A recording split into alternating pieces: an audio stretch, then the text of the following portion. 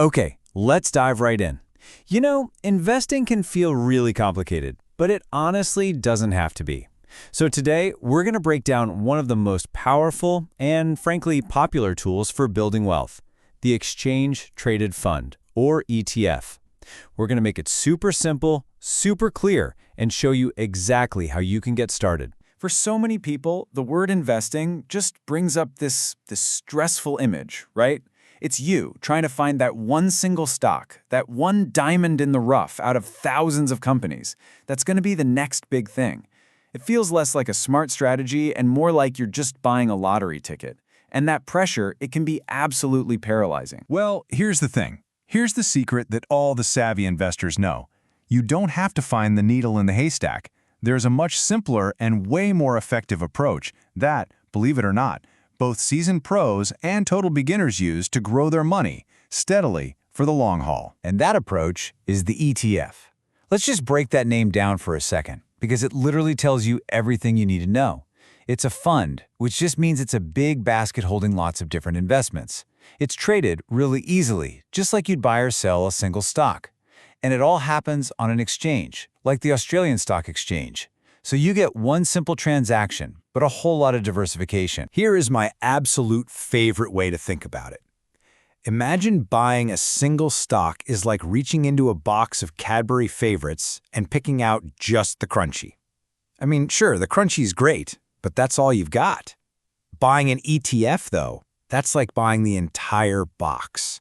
You get the crunchy, the picnic, the Mars bar, you get a little piece of BHP, Kohl's, CSL, and hundreds more, all in one easy purchase. Okay, so that sounds pretty great, right?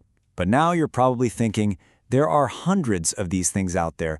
How do I even begin to sort the good from the bad? Well, the good news is you don't have to be an expert. You just need a simple, effective checklist to follow. And your checklist just has 4 simple points. First up, who's the provider?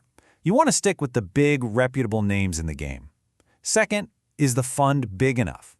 If it has over $100 million in assets, that's a really good sign of stability. Third, and this one is absolutely critical, are the fees low? You want to look for fees well under 0.5% per year.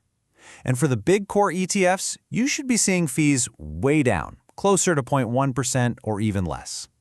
And finally, does it have a track record? You know, has it been around for at least 3 to 5 years? That shows it stood the test of time. So it's really crucial to focus on what actually moves the needle. Your returns are going to be driven by low fees, long-term performance, and what's actually inside the fund. Now, what doesn't matter is the unit price. A $200 ETF isn't any better than a $20 one. That's kind of like saying one $20 note is better than 2 $10 notes. It's the same value. So just ignore the unit price, ignore whatever was hyped up last year, and please don't get spooked by the day-to-day noise of the market. All right, so you know what a quality ETF looks like. Now, let's talk strategy. This is probably the single most important concept for building your portfolio from the ground up, and it's called the core and satellite approach. The first, and by far the biggest part, is your core. This should make up about 90% of your investments. I want you to think of this as the solid, concrete foundation of your entire financial house. These are the broad and maybe even a little bit boring low-cost ETFs that just track the big markets like the top 200 companies in Australia. They're proven and they're reliable. And only after that big, strong core is built do you even think about adding satellites. This is the last 10%. These are your more specialized, maybe thematic ETFs, perhaps one that's focused on cybersecurity or renewable energy. They're like little moons orbiting your massive core planet, not the other way around. And this brings us to such a crucial point. Please, do not get stuck in analysis paralysis. When it comes to those big, core Aussie share ETFs, you know the ones? The differences between them are tiny. It's like arguing over Heinz versus SPC baked beans. They basically do the same job for the same price. The most important step you can take is to just pick one and get started. Now, this all sounds great in theory, right? But how do you actually go from knowing this stuff to owning your very first ETF? Well, the process is surprisingly straightforward, and you can break it down into 4 really simple steps. First, you need a broker. There are plenty of fantastic low-cost options out there. Second, once your account is all set up, you find the ETF you want using its unique 3-letter ticker code. Third, you place your order, and it's best to do this during market hours so you get a live price. And fourth, and please don't forget this step, after you buy, you'll be contacted by a share registry. You must give them your tax file number. It's so important for making sure you're taxed correctly on your investment income. And always remember, this is a long-term game. ETFs are designed to capture the power of the market over time.